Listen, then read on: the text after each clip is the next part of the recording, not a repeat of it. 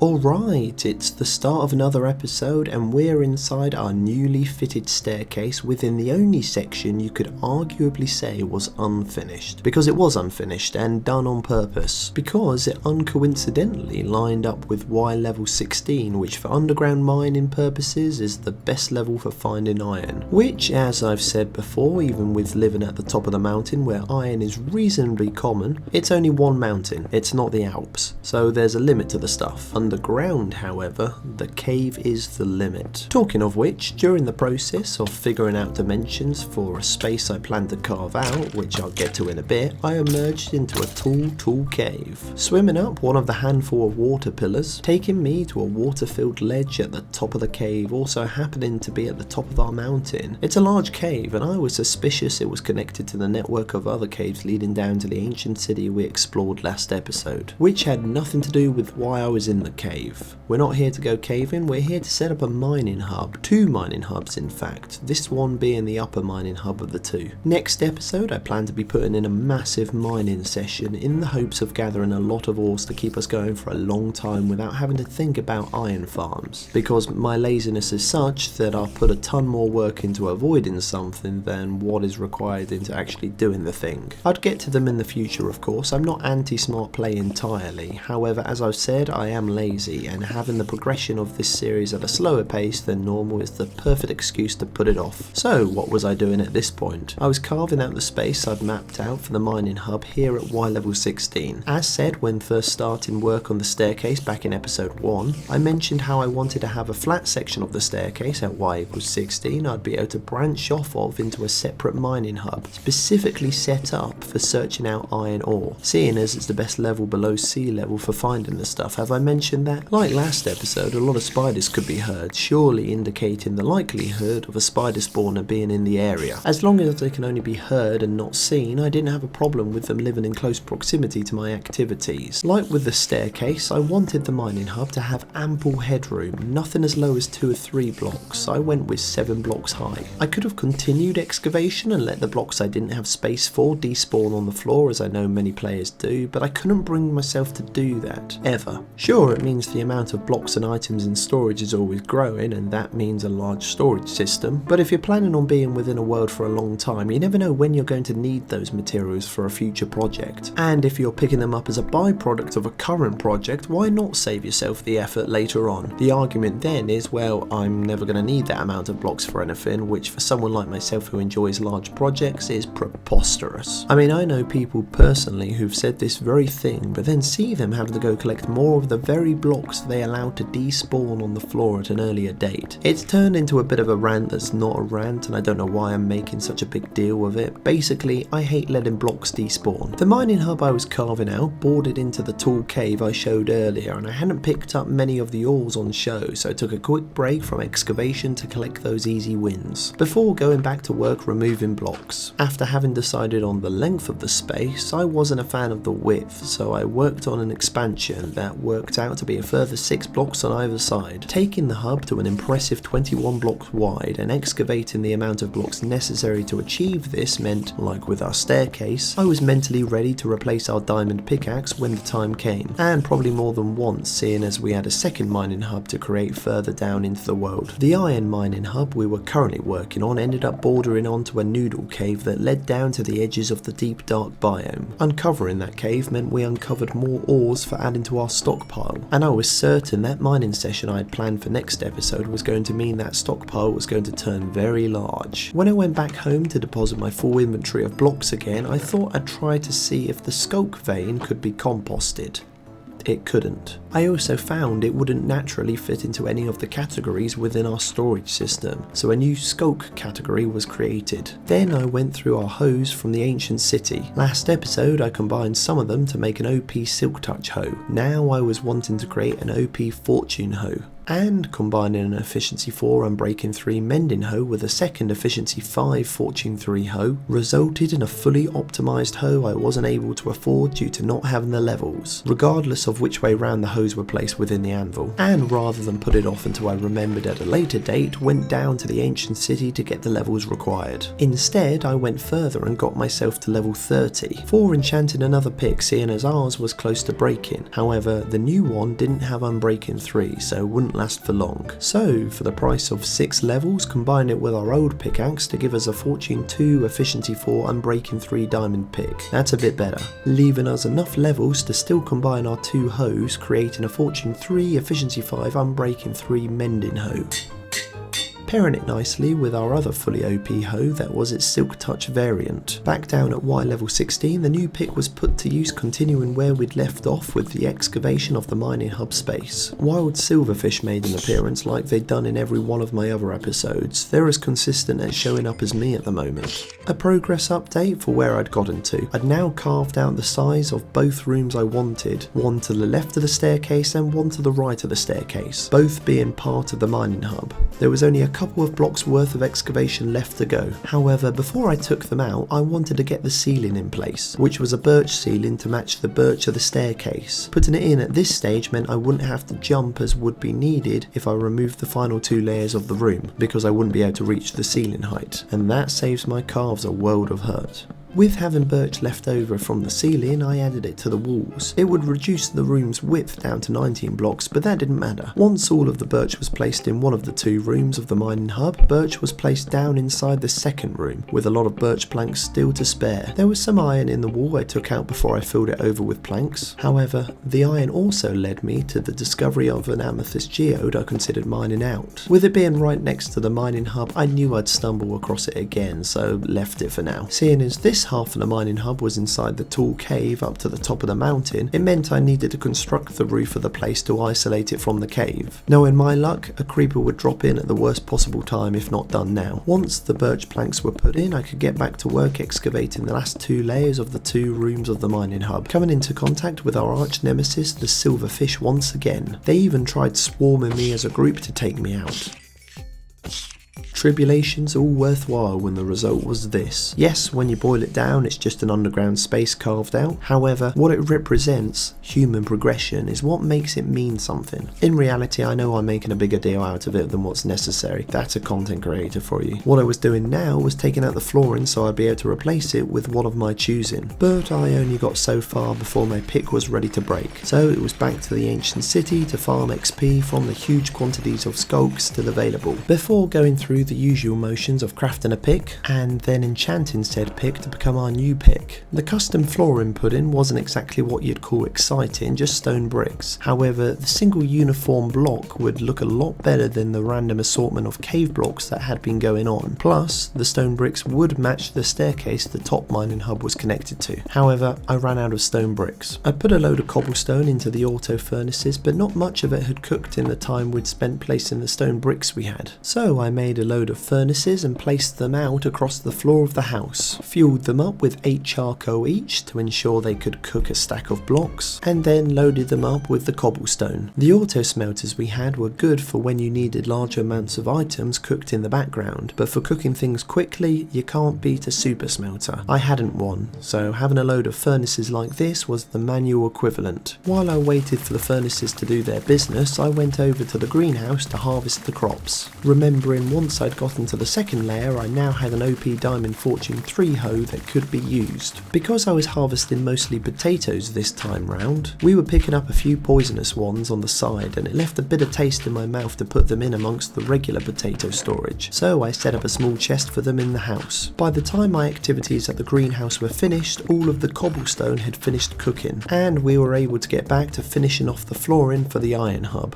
Like I said before, the stone bricks don't look amazing, however they look a heck of a lot better than what we had before. And that's where I left things for the time being with the iron hub. Next stop, the Diamond Hub. The Diamond Hub being the second mining hub that we were setting up at the bottom of the world with the main intention of, you guessed it, finding diamonds. I wanted to have it a similar size, if not the same size as the space we'd carved out for the first mining hub. Already, with the work only just begun, we were finding the resource this was all being done for, diamonds. The only downside to working at the bottom of the world was that it was a hefty run back to our house to deposit our full inventory. I know I could have set up and dumped it into chests down there, but I'd only have to transport it at a later date, so it wouldn't make much difference. Still, it got my daily step count up. Slight behind the curtain knowledge, I usually hit around 20k in my IRL job, and it's slowed down from what it was. It used to be around the 30k sort of mark. On days off, I can't say it's anywhere near as high, at one point averaging less than 1,000 a day. I've got it together since, don't worry, and average around the 10 to 12k mark on days off. It's reminding myself to get up from the computer, which is the hard part. I've also started to get into some calisthenics, and wow, some of those movements are difficult. Simple pull-ups, for instance, when performed slow and controlled with a pause at the top and a 4+ second descent, are really difficult. Anyway, sorry to bore you with that tangent about my personal levels of fitness, or lack of. Being at the bottom of the world, redstone was a fairly common resource to find. Deep slate's a pain to mine, but it's a great block for building with, so I didn't mind too much because I knew this project was netting me a metric ton of the stuff. With my pick's durability getting down to the stages of soon needing to be replaced, I went back into the ancient city to pick up the one level needed for high level enchants at the table,